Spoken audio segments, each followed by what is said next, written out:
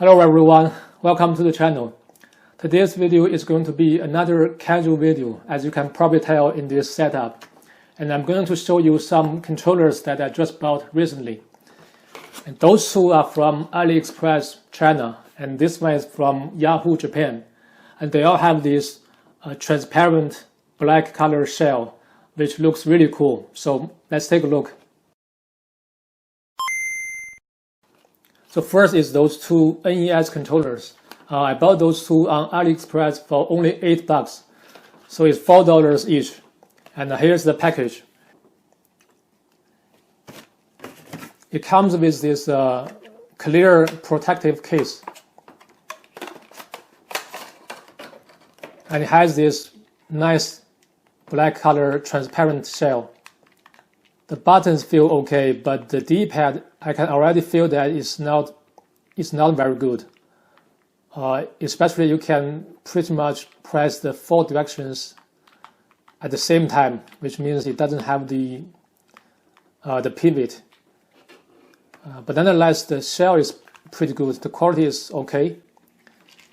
And this is the back. I found that there's a small mark on the back, on the inside of the back, and this one has it as well. So it's a kind of minor imperfection here.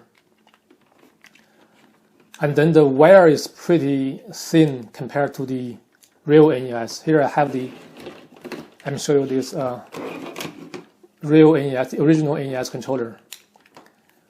The wire is very thick compared to these third-party controllers. You can tell immediately that they are very different. So let me test this NES controller anyway. So I'm running Contra on the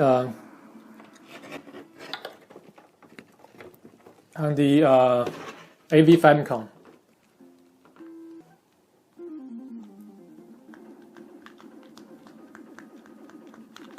Oh no, the D-pad is not it's not very accurate.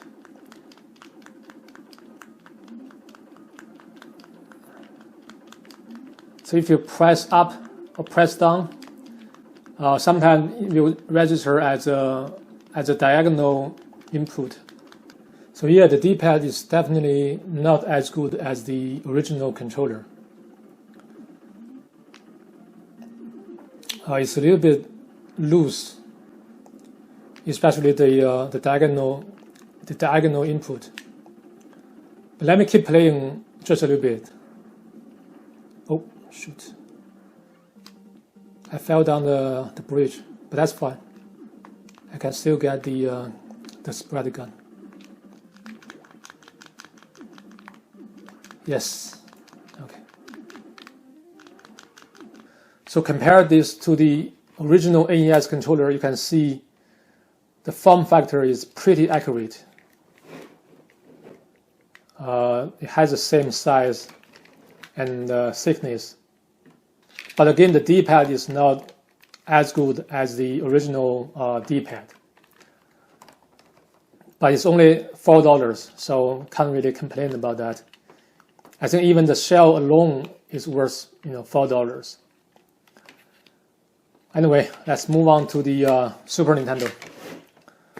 So this is the Super Famicom controller.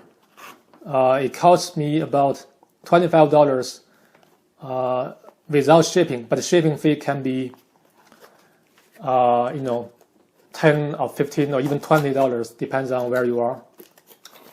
So let's open it up.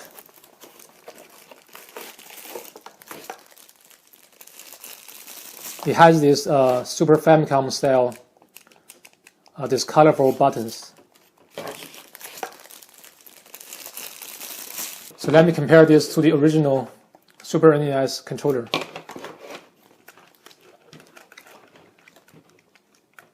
So the form factor is pretty accurate. And the cable, by the way, has the same thickness as the original Super Nintendo controller. So let's give it a shot.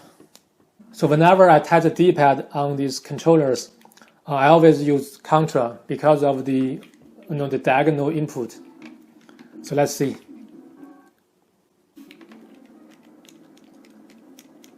Okay, so far so good.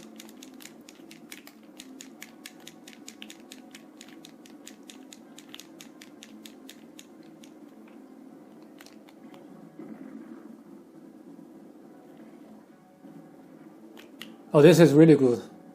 It's not over sensitive. It's not over sensitive like some of the early 8-bit controllers. So if I press, up or down, it will register as up and down. If I press diagonally, it will register as diagonal. Yeah, it's pretty good.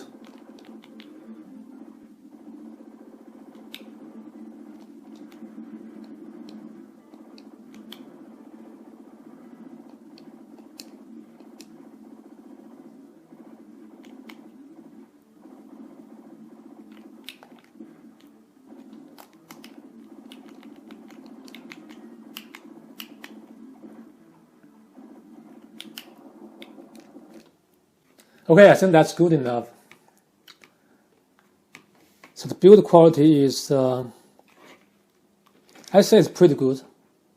And by the way, this also comes with blue color, but I think the black one is much cooler. So anyway, those are the two controllers.